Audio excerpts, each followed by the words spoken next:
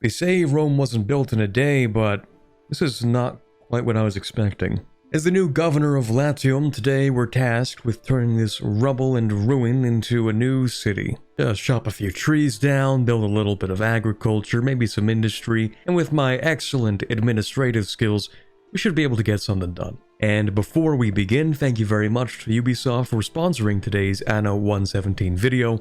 Now let's get started. So getting into the game here, we have our options between the campaign, which we will be playing the first part of, at least today, or of course we also have the endless mode. Now what's interesting is you can also, if you want to, play this in co-op. But anyway, we have our two main characters here, both of which I did look into. It doesn't seem they have a historical equivalent, so we're playing a little bit of historical fiction here. I expect they probably have very similar stories, but I don't know for sure. Either way, we will be playing as Marcus Naucratius today. My name is Marcus Naucratius, and I'm an imposter. Sus. Absolutely beautiful establishing shot that we have here, though. Oh, they just had a little line in there about the kind of like the divinity of the Emperor. That's interesting. The Emperor calls, we mortals answer. It's interesting that the Emperor actually wants to hand deliver us to this settlement. I mean, it's not unusual for the Emperor to maybe want to go around and check in on the different provinces and the different governors. Although we really are just tasked with apparently rebuilding this one city that was destroyed from a volcanic eruption. So we have all these ruins over here. We have the fallen amphitheater. I'm guessing we'll have to restore this as probably the final part of our story here, at least the first chapter. But anyway, Emperor Hadrian actually sort of went around and personally went to the different provinces of the empire. And he would actually kind of like check in on how each of them are doing, which is interesting. But we're in 117. This is actually the year that Emperor Hadrian will become the emperor after the death of Emperor Trajan. Of course, in the game, the emperor actually has a different name. But we do see some of that history actually blend into the historical fiction. And I can see why they picked the year 117 for an Anno game. Because we do have the Pax Romana that's actually been established for quite some time up to this point. And also, we're right in the middle of the period of what we would call the 5 good emperors. So we have these ambitious building projects in the provinces of the empire as the empire sort of solidifies its borders, solidifies its control, and that's how we get this pact that allows for all this construction and the flourishing of the economy and the culture. To get started with the game itself, we are given a few tasks. Now, the first task we have is to go ahead and build woodcutter and a sawmill. Okay. I have to put all my cards on the table and just say I actually haven't played an Anno game, at least not to a great extent that much. I played a little bit of Anno 1800, but not too much. But if woodcutters actually do deforest, then I'll want to build it sort of on the edge here, so that we don't just destroy all of the forest in the middle, but sort of like chip away at it over time. So we'll do that. And then for the sawmill, presumably we want things to be transferred pretty quickly. So like a sawmill, maybe you want that sort of like nearby, perhaps. I want to cut through this forestry though, so maybe like right here might be fine. Of course, we do need to connect everything up, so we're going to do it in a nice little way where we have a main road that goes straight over here. We'll connect the sawmill up just kind of like this. Maybe there's this little right angle and go all the way over here. Next, we have to build some houses for people. In city builders, I do like to sort of expand a city naturally, but that might not be ideal for having to, you know, remove and replace buildings tons of times. Now, what's cool about Roman cities is they actually did kind of have like a grid pattern to them. So it wouldn't be unusual for us to build out our city kind of like where we have just these squares here. And what's cool is that the textures actually change, or the buildings change to sort of match the style of what we've created here. So let's connect all this up with some roads. Okay, so now we need to build some food. We've got sardines, lovely. What does that give us? Increases population and income. This increases population. Okay, so this is if you have the needs met, then it increases things. Okay, I gotcha. So if we provide porridge, then the houses that have porridge have increased population. Okay. Fishing is pretty simple, I think. We're just going to put down a little fishing hut right there. Connect that up, of course. The oat farm is going to be a little further away. I don't think we have like soil arability in this game, so we don't have to worry about where we put this necessarily. But we do have this nice open area over here I think I'd like to use. So if I just kind of, you know, pre-plan the city blocks here a little bit, I think we can put a little farm down like right over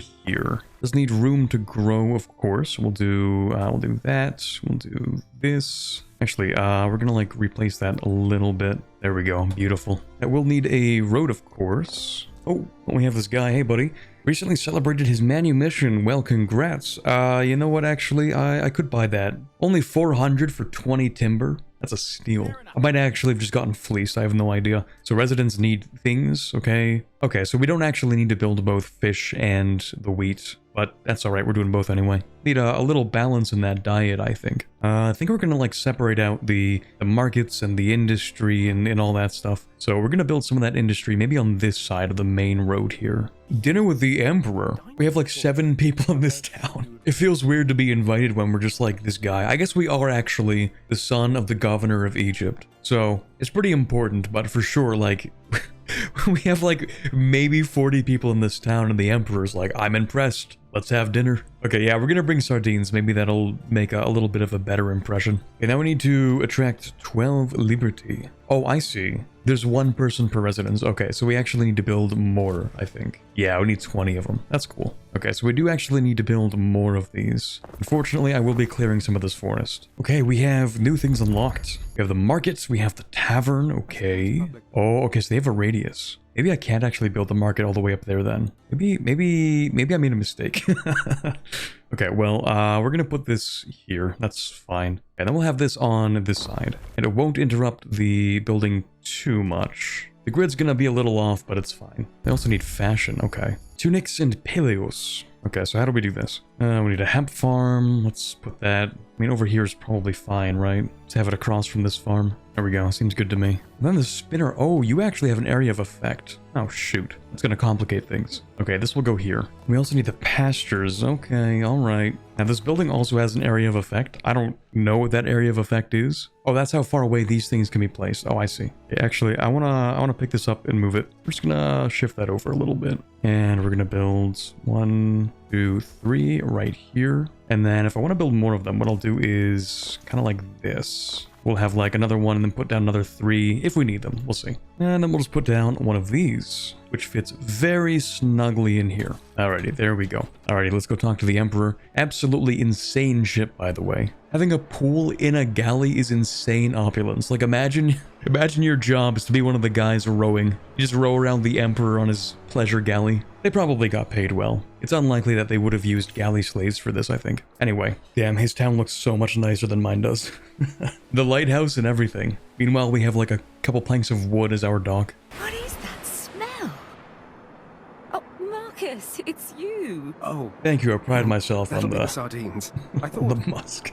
Oh, I guess our town matters because it's supposed to be, like, named after her, and he wants to make her the Empress, so... We could sit there and eat quietly, and, like, personally, that's probably what I would do. But I do have some questions. So we have this Calidus guy that clearly the Emperor doesn't like, but he's kind of being teed up by the Senate as maybe the next Emperor. Actually, they called him a legatus, who was a high-ranking military officer in the Roman army. And that's interesting when you consider that Hadrian, who's about to become emperor at this time historically, actually did also serve as a legate. So the parallels are deep here, even if they're not using the exact names, they did do their research. So our character's dad does run Egypt as the governor, appointed by the emperor, it seems. They mention a volcano they called Ocasus, which supposedly erupted and destroyed the city that we're trying to rebuild. Now, the only volcano that erupted in this general time frame would be Vesuvius. That, of course, destroyed Pompeii. Now, I don't think we're trying to rebuild Pompeii here, judging by the fact that we're on an island. But there are some islands that we have to the south of Vesuvius, which would have received some of the impact of the eruption. Very small islands. Today they're called La Rotonda, La Castelluccia, and Galolungo. Forgive my Italian mispronunciation. But if you look at these islands, they do actually bear somewhat of a resemblance to the island that we're playing on. Alrighty, we get our own ship.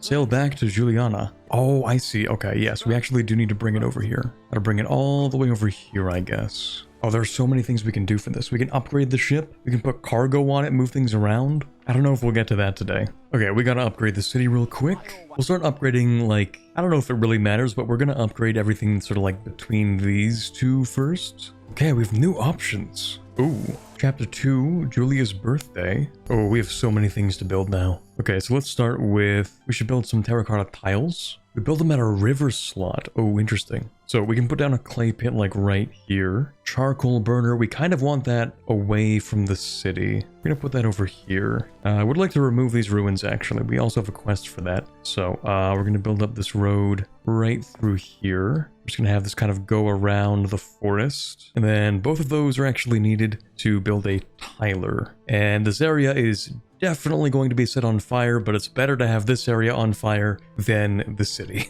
We're going to put that right there. And what do you want? Food? We need more plebeians, so let's go ahead and build a few more of these. Oh, all warehouses and trading posts on an island share the same storage. Roman era teleportation? I'm here for it. Okay, so we don't actually have to worry that this is super far away, because what we can do is build a warehouse. The warehouse is rather large. Actually, does this count as a warehouse? It does. I think it would make sense for us to build a warehouse like right over here, kind of. And then if we build a second warehouse over here, then this stuff from here should go here, basically teleport over here if we need it. So that should cut down transportation time. Okay, we need to either build a grammaticus or a sanctuary. There's like a school for the patricians. It can also be used as a term for somebody who teaches poetry and philosophy. But for us to unlock these, we are going to need to have more plebeians. So let's go ahead and keep on upgrading. And then, instead of building more of those, we should probably deal with this. So we do need another farm, a wheat farm. We'll go ahead and slap another one down like right here. We'll have it sort of nestled in this corner. Looks like one grain mill can actually handle 2 wheat farms. Oh, I see. Okay, so a grain mill can actually only be built on one of these. Ooh, that makes sense, but okay, we're gonna put this down here then.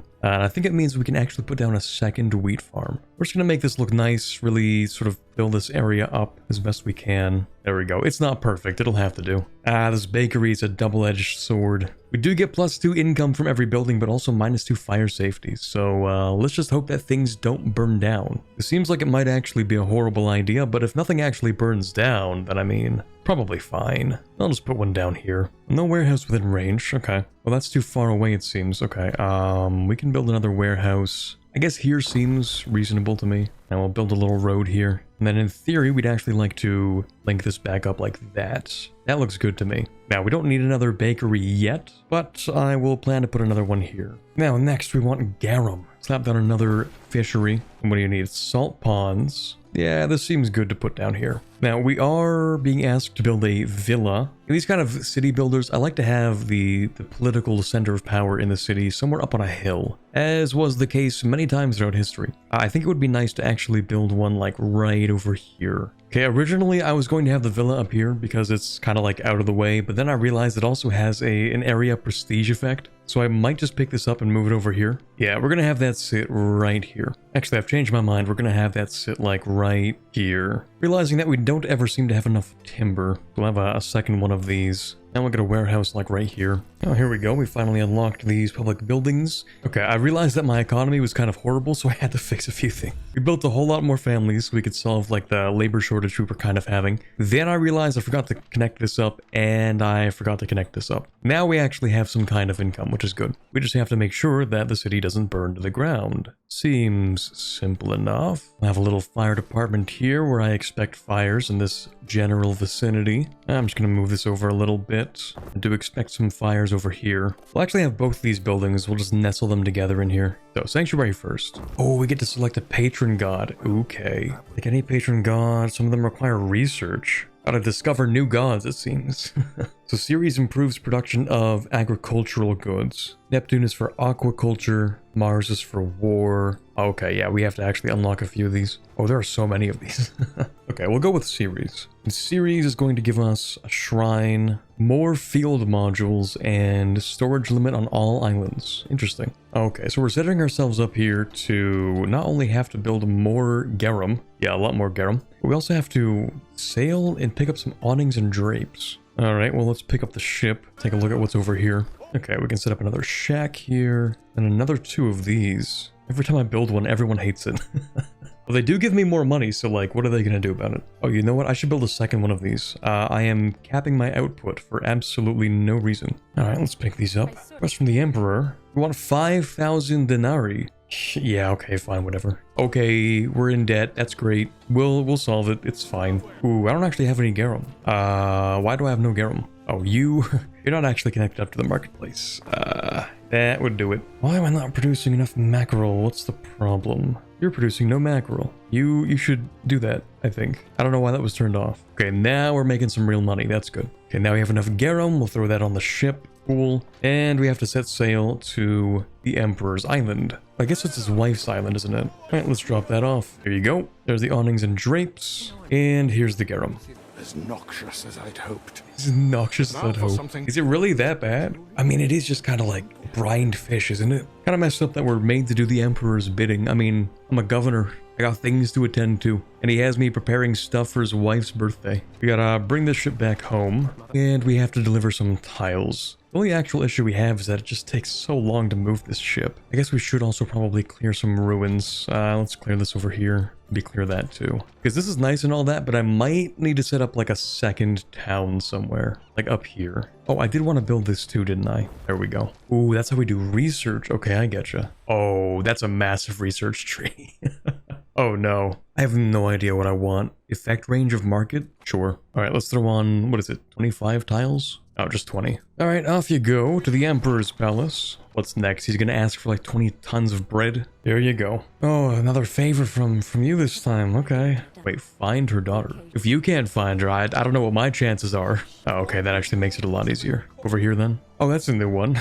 I removed the ruins of a long lost part of the city, and they're just people. They're just there. Who knows how long they've been there? They've just been chilling there. Ooh, new island. Nice. It actually looks really similar to the one that we're on. Some visitors have arrived. Funds were put forward to hire us an aid, except that we have 2 identical brothers. This guy says he can do a lot and he has his own oxen. Pronounced the exact same thing, it is literally just an ox, while the brother is a reliable landlord. I think the landlord's probably going to have more bureaucratic experience. So we're gonna hire Gaius. Oh, so we have specialists, we can put him in there. Oh, so he gives me insane money, actually. He basically doubles the effect of this market. Oh, okay, so we arrived at the island. I was going the wrong direction the entire time. But we did get here, and apparently she's just not even here, so that's cool. Okay, now we're supposed to go here. Oh, we do have more things we can make now. Sandals and soap. For sandals, I assume we're going to need leather, actually. Yeah, so we need pigs, also more salt ponds. I'm gonna actually move this over just a little. Put down a little pig farm. Still not convenient, but we'll take it. It's fine.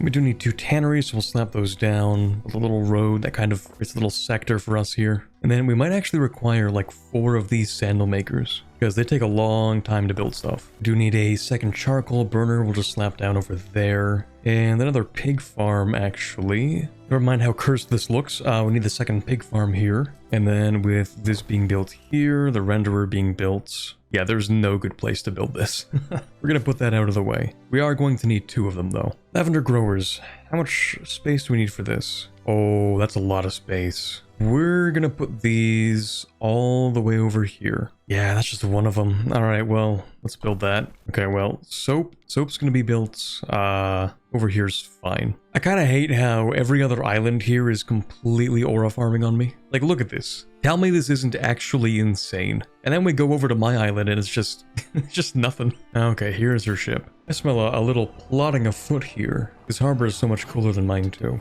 Okay, so it turns out that guy is actually a slave driver. And Diana wants us to free these slaves. This is the Roman period, and slavery was kind of everywhere. Now, in the 1st century AD, it's estimated that between 10 to 20% of the Roman Empire's population was actually slaves. So this wouldn't be too unusual. So let's ask some questions. So because of the Pax Romana, there's been less demand for soldiers, and many of these soldiers would turn to more unsavory methods of making money. Going on slave raids would be one of those things, which is what they mentioned Syracuse doing. And also, of course, they would be so close to Latium on this island because this is where they're going to start exporting the slaves that they capture from. And she does mention in this question that Syracuse is actually enslaving free people, free citizens of the Empire, as they're just trying to cross the Mediterranean. So she wants us to stop them. We'll see if we do that. Also, why are they giving us like the pouty eyes?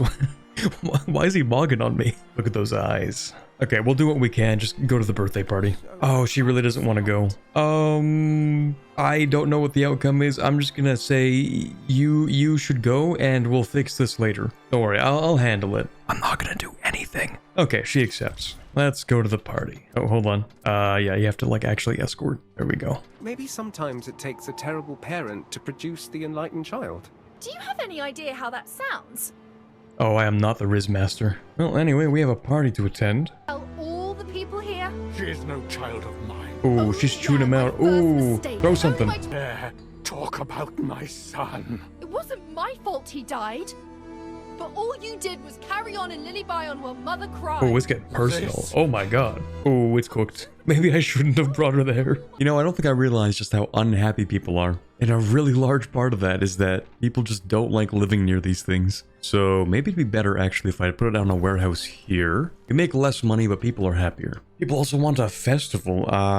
We could probably pay for that without using money. Probably. Okay, so now we're tasked with collecting Lucius's body, and we have to go hold a cremation. We have to bring him to the pier near Juliana's amphitheater ruin. Okay, yeah, so over here. Ah, that's what this is for. I see. Oh, look at that. We're having a little celebration. Let's go. Maybe not the greatest time considering, you know, the emperor just died and all that, but at least the people seem happy.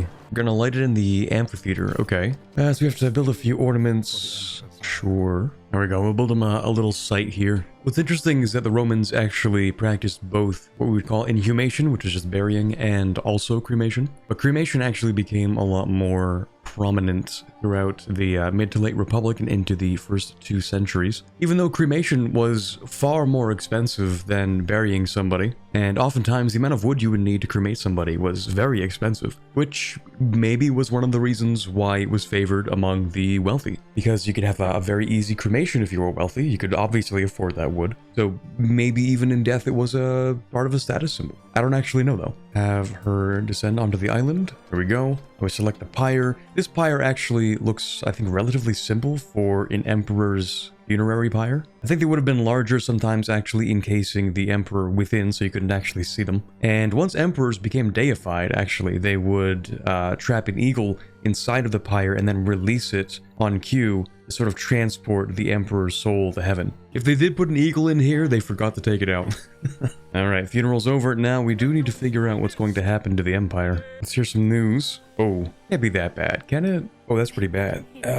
Can they do that? Who on earth would disregard a dying emperor's wishes to seize power? That would be crazy. Also, I think it's funny that we're technically the governor of Latium, but we just focus on this one island.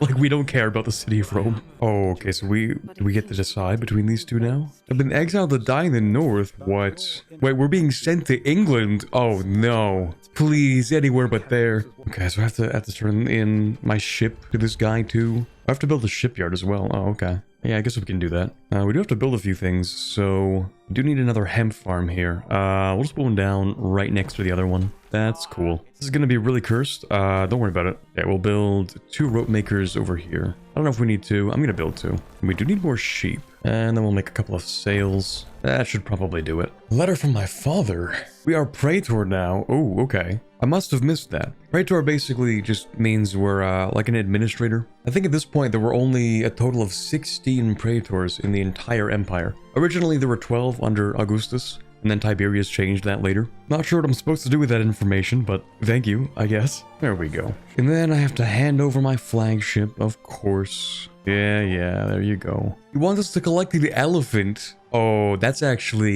messed up. So this kind of gift, in quotations, like the elephant that we're being given, is sort of a double-edged sword. It's the kind of thing where you're given a really high-maintenance animal that's difficult to take care of and costs a lot of money, but if you let it die, then it's like an insult to the emperor. So it's kind of disguised as a gift, but actually it's like a punishment or like a humiliation where it's like, yeah, now you have to spend a whole bunch of money to take care of this animal that you don't really want to take care of because it's the emperor's. Alright, so we're gonna let this elephant aboard the ship, and I assume if we fail to take care of him, it's gonna reflect poorly on us. Ben Balian seems to think differently. It's meant to be a symbolic reassurance of force. I don't know about that. Not the way I would interpret it. Oh, he gets to come with us too. Yeah, he's not taking it well. It's interesting, they actually want us to bring a whole bunch of stuff with us. We actually have to decide what to bring with us. I think the only things we really need are construction materials, so yeah, just timber probably. I will wait for us to get a little bit more. Alright, that should do it. We don't need food for that journey. We'll eat the elephant, it's fine. I guess we should say our goodbyes first. Oh, even despite our exile, she's still kind of counting on us. I suppose we are going to be a governor still, so even if it is Albion and there's not much there, I guess we can help a little. Off to Albion we go. Well, I guess that's that. That is Act 1. Or I guess that was the end of Chapter 3, technically. So, we've arrived at Albion. That is where we're going to end things off for today, though. It's a very, very interesting game we've played so far. Been a positive reintroduction to the Anno series for me. And even then, it feels like I have barely gotten started on this game, especially this campaign, where we haven't even touched on, like, the warfare yet. We haven't even really built a massive city yet. So who knows, maybe I'll play a little bit more in my off time. But anyway, if you want to play Anno 117 Pax Romana yourself, it does come out on November 13th. So not too far out from when this video releases. If you want to go ahead and check the game out, you can use the link in the description. And for the experienced Anno players, let me know what you think of the game so far from what you've seen. I'd be interested to hear about it from the perspective of somebody who is more versed in the series as a whole. But for now, thank you very much for watching. If you enjoyed today's video, leaving a like would be super appreciated. And if you're interested in watching more videos on historical games, whether they be city builders, strategy, or grand strategy, subscribing and ringing the notification bell will make sure you don't miss the next upload. But for now, I hope you have a fantastic day. Big thank you to the patrons for this month. Everybody here does get early access to videos for as low as $1, but I'd like to give a special thank you to those who decide to donate more. So thank you, Erica, Born to Dunk, Gallo4, Gorka Maistegi, Licka Becker, Mikhail Sample, Nick Steffel, Princess Rhea, Q-Brute, Spyro, Tillman Augustin, A.G. Ferrero, Ben Mottram, Quiet Guy, Rosset, Ambient Cyan, Elysia Tuts, James Levy, Luke78776, Stalin DLRP, and Robert.